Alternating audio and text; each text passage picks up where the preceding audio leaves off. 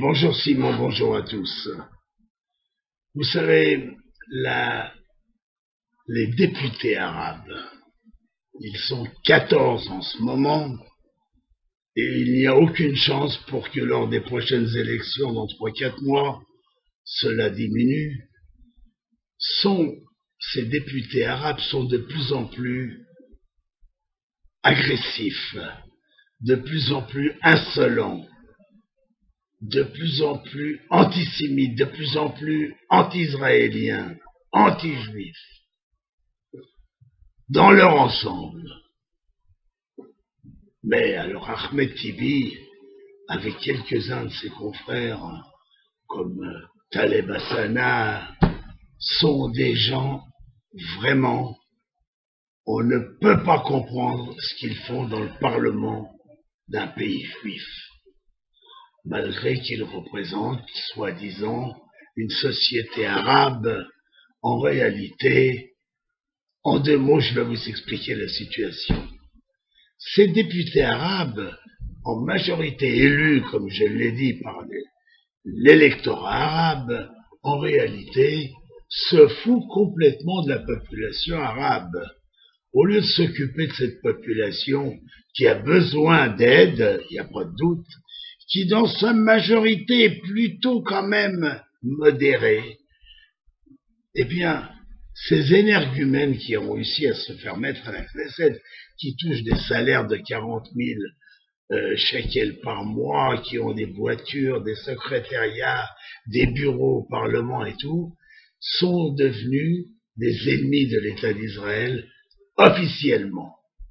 Ahmed Tibi, qui va à toutes les manifestations anti-israéliennes dans les pays arabes depuis des années, Ahmed Tibi qui a déclaré que les kamikazes qui se font sauter dans les autobus ou dans les restaurants, qui tuent des femmes et des enfants en même temps, sont des héros.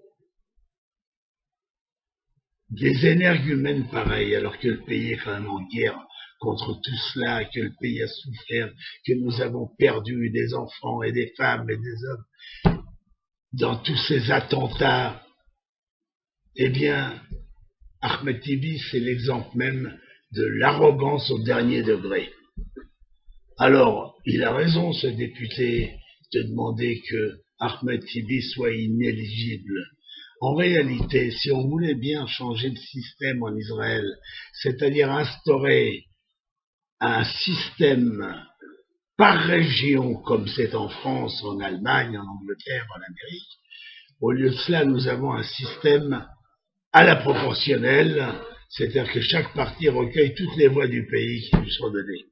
Eh bien, si nous avions un système régional, les députés arabes tomberaient 3 ou 4 et à ce moment-là, ils n'auraient plus cette espèce de culot, ce courage, cette espèce d'agressivité permanente contre les Juifs et contre les Israéliens.